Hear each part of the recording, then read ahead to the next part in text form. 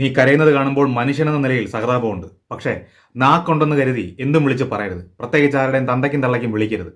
നിന്നെപ്പോലെ നിനക്കിപ്പോൾ മുഖമുണ്ട്, നിന്നെ കുറച്ച് ആൾക്കാർ അറിയുന്നുണ്ട്, നീ ഒരു സെലിബ്രിറ്റി സ്റ്റാറ്റസ് ഉള്ള ഒരു വ്യക്തി തന്നെയാണ്. പക്ഷെ നിന്നെപ്പോലെ അല്ലാത്ത ചില ആൾക്കാരുണ്ട്, ഫേക്ക് ഐ ഡിയിൽ വന്നിട്ട്. അതുകൊണ്ട് തന്നെ ആരെ എന്തും പറയാം എന്നുള്ള ധൈര്യം ഉള്ളവന്മാർ. ഇവന്മാർ ഫേക്ക് ഐ ഡിയിൽ വന്നിട്ട് ആരെയും ചീത്ത വിളിക്കും. പക്ഷെ അവന്മാരെ തിരിച്ച് വിളിക്കാത്തത് അവന്മാർക്ക് തന്തയും തള്ളയും ഇല്ലാത്തതുകൊണ്ടാണ്. ചേർത്ത് വിളിക്കാൻ അങ്ങനെ തന്തയോ തള്ളയോ ഇല്ലാത്തതുകൊണ്ടാണ് അവന്മാർക്ക് ആ വിളി കിട്ടാത്തത്.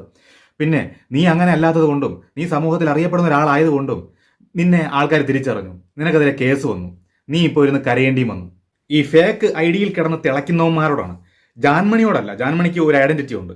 ഒന്നുകിൽ ആണായിട്ട് ജീവിക്കുക, അല്ലെങ്കിൽ പെണ്ണായിട്ട് ജീവിക്കുക, അല്ലെങ്കിൽ ട്രാൻസ്ജെൻഡറായിട്ട് ജീവിക്കുക. ഇതിലും മൂന്നിലും പെടാതെ നാലും കെട്ട ജന്മമായിട്ട് ജീവിക്കരുത്. കൊച്ചു ആട്ടുംകാട്ടം മുതൽ പടു കിളവന്മാർ വരെ ഈ ഫേക്ക് ഐ ഡി തുടങ്ങിയിട്ട് എന്തും വിളിച്ചങ്ങ് പറയുകയാണ്. അവന്മാർക്കൊരു ധൈര്യമാണ്. അല്ലെങ്കിൽ ഒരാളെ തോൽപ്പിച്ചു, അല്ലെങ്കിൽ പരിഹസിക്കുമ്പോൾ, അല്ലെങ്കിൽ ചീത്ത വിളിക്കുമ്പോൾ, അങ്ങനെ ഈ കമന്റ്, ഈ ഫേക്ക് ഐ ഡി വഴി കമന്റ് എഴുതി വെക്കുമ്പോൾ ഇവന്മാരുടെ വിചാരം ഇവന്മാരങ്ങ് ജയിച്ചു എന്നാണ്. ഇവന്മാർക്ക് ഉത്തരം തരാതെ മറ്റുള്ളവർ തോറ്റു എന്നാണ്. അങ്ങനെയല്ല.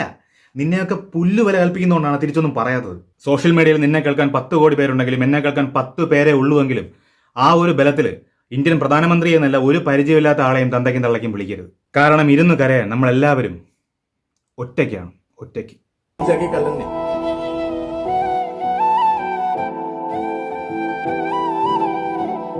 അച്ഛനൊക്കെ